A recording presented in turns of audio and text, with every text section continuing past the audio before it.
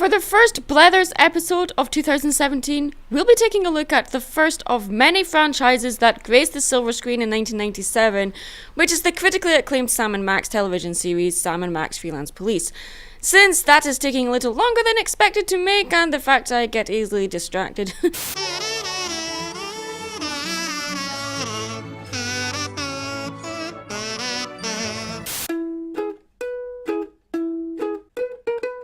I thought, hey, why not take advantage of that and make a video on the video game that introduced me to this franchise in the first place. Sam & Max Hit the Road, released in 1993.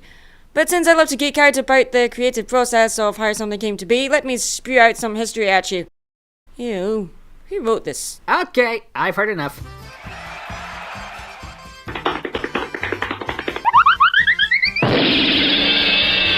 What this script needs is more crazy antics and pizzazz, son! Well, I was going to do a short comedy skit here with me objecting to you infiltrating my channel, but then you brought pizza. So I don't care. Yeah, people tend to hate me less when I give them pizza. Anyways, since I'm the go-to Sam & Max fan, allow me to add a little spice. Like I did! Hey, cool. Jalapenos. Maddy and Jasper, freelance collabers in Night of the Prancing Narwhals! Based on the documentary Mad Munchkin and Jasper Pie review Sam & Max. Wow, that was good pizza. Alright, for those of you who don't know, Sam & Max is a franchise about two anthropomorphic vigilante private investigators living in New York City. Ah yes, New York, home of Ninja Turtles, the Avengers, and now talking dog and bunny cops. You can't make this stuff up, people! Unless, you know, you're Steve Purcell. Ah, Mr. Purcell, such a noble man. Yeah, stealing his brother's ideas. Very noble. Hey, he made them work, didn't he? Meh, can't argue with the results. Anyways, most of you might know Mr. Purcell from his work as co-director of Pixar's Brave, or his writing, director, voice work from Toy Story That Time Forgot, and his cover artwork for Maniac Mansion, the first two Monkey Island games, and Herc's Adventures, as well as the concept art for The Curse of Monkey Island, before leaving LucasArts to work for Pixar as a story editor and co-director. Meet his children. Sam, a 6-foot suit-sporting laid-back dog. And Max. What Angel Bunny from My Little Pony Friendship is Magic would look like if he had razor teeth, an actual human personality, and got a hold of a gun. Okay, I'm not gonna lie, I'd totally replace Angel with Max. Nothing much would change really, other than the age rating of MLP. Aw, but it'd be so cute in a demonic sense. And that, Uncle Jasper, is my kind of cute. Continuing. The two started out as comic book characters, most of their adventures published by Fish Wrap Productions, Comico Comics, and Epic Comics, with support by Marvel. But in 1993, Sam & Max's true rise to fame began with their very first video game, Sam & Max Hit the Road by LucasArts. Just picture it. Sam & Max, going on a road trip, looking for missing carnival freaks, encountering some of the craziest tourist traps, while going toe-to-toe with a Liverpoolian Elvis wannabe. How could they not greenlight this game? Okay, there's a lot more to it than that. After a weird opening scene involving a mad scientist about to kill off a love interest who just wants to be friends, Sam & Max crash into the scene to rescue her before diving into the catchy intro sequence. The game officially starts in Sam & Max's rundown New York office, where they receive an assignment from the commissioner that they pulled out of a cat's belly. Yuck! To investigate at a carnival. Turns out two carnival attractions, a frozen Bigfoot and a giraffe-necked girl, have disappeared, and they need to search all around the country to look for them and return them back to the carnival. However, an evil country western star named Conroy Bumpus wants to find the missing freaks so he can put them in his menagerie. He even sings a song about it. Happy to be king of the creatures. I'm proud to be the lord of the old. Yeah, still more catchy than anything on Mary Sue's playlist. Now, with so many other iconic releases in 1993, including Lucasfilm's games Star Wars X-Wing, Nintendo's Star Fox, Kirby's Adventure, and Link's Awakening, just to name a few, this was also the year of id Software's Doom. So 1993 was a year for pretty impactful technological advances in gameplay. Point-and-click adventure games were nothing new at the time, but Sam and Max was one of the few at the time to use icon-based menu selections for both actions and dialogue. Makes it easier for those who don't like reading text and clicking their preferences. Yay for minimal reading! This meant that our favorite duo could deliver jokes with no interruptions, while the visuals alone, which look amazing by the way, help support said jokes. Just like the comics. Yeah, except some of those jokes sounded better on paper. You're a paper!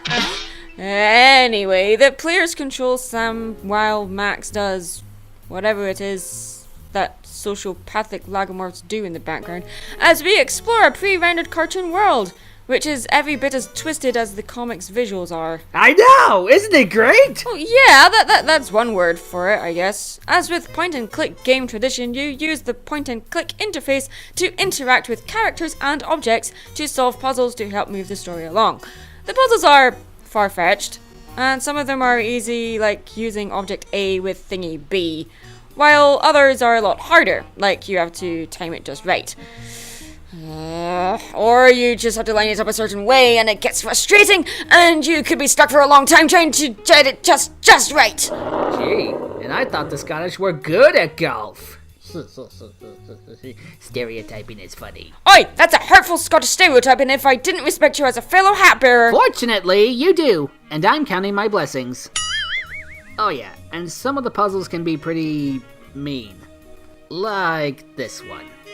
You have to gather up a broken golf ball retriever, Jesse James's severed hand that you get from having Bernard from Day of the Tentacle open it while he's working at Snooki's, then a magnet that you somehow get from the Lost and Found, combine the three, and fish for a missing moot ring from inside the ball of twine. Yeah, because anyone could figure that out! I know, it's just so painfully obvious, and I definitely did not resort to using a walkthrough to figure that all out. Nope. Alternatively, while you figure out how to continue the rest of the game, you can distract yourself with the various mini-games, one of which you have to win to continue the story. The rest are rather boring, however, and bring down the visual quality of the rest of the game quite substantially. Still, it's a nice break away from the zany puzzles in the main story. Say what? I wasn't listening. I was too busy playing Whack-A-Rat. Such a professional. Without giving too much away, the game ends with Sam and Max ultimately tampering with the laws of nature and being paid with a skee-ball ticket instead of actual cash, followed by spending the credits shooting at LucasArts and Lucasfilm's references. Don't ask where Max was keeping that gun, it's none of our damn business. As you can imagine, players loved the game for its design, humor, and puzzles, as they should. So much so that we almost got 2 sequels. In 2001, Infinite Machine announced an Xbox exclusive title named Sam and Max Plunge Through Space, where the duo go through space looking for the stolen Statue of Liberty. Yeah, but sadly that didn't happen. Infinite Machine went bankrupt, so no space travel for Sam and Max. However, in 2002, LucasArts announced Sam and Max Freelance Police. It was to be a fully 3D adventure game featuring the original voice actors from the first game, and was almost considered to be episodic. There were even unused cutscenes and the game's trailer all over YouTube. Alas, somewhere men are laughing, and somewhere children shout. But there is no joy on the internet, because LucasArts pulled the plug on that game too! The era of adventure gaming had lost its zing, and even though they got a lot done for this sequel, it just wasn't meant to be.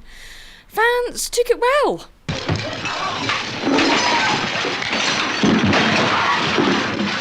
Okay, did you do that cutaway joke, Jasper? I don't do those on my channel, you know.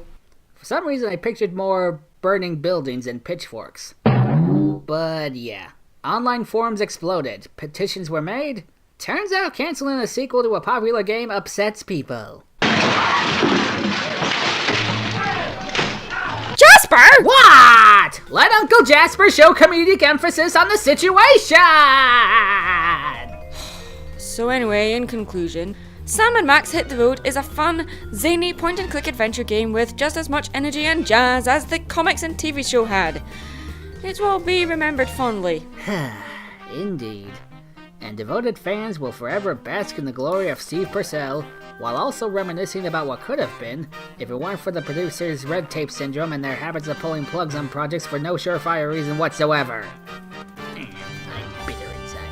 Hey, at least they still have the Telltale game series. And Jasper is happy again. Yay! I'm Mad Munchkin. And I'm Jasper Pie. Stay creative and eat pizza! And live long in propane! And tip your waitresses! Hey, thanks for watching this video. Don't forget to leave a comment below. I'd love to hear your thoughts on it. If you liked what you saw and want to see more, go ahead and like and subscribe. If you'd like to show your support and keep this channel going, you can do so by becoming a patron or purchasing some of my artwork from my Etsy shop or my eBay shop. I also live stream regularly on Picarto TV. You can find links to everything in the description below the video. Thanks for watching and see you again soon.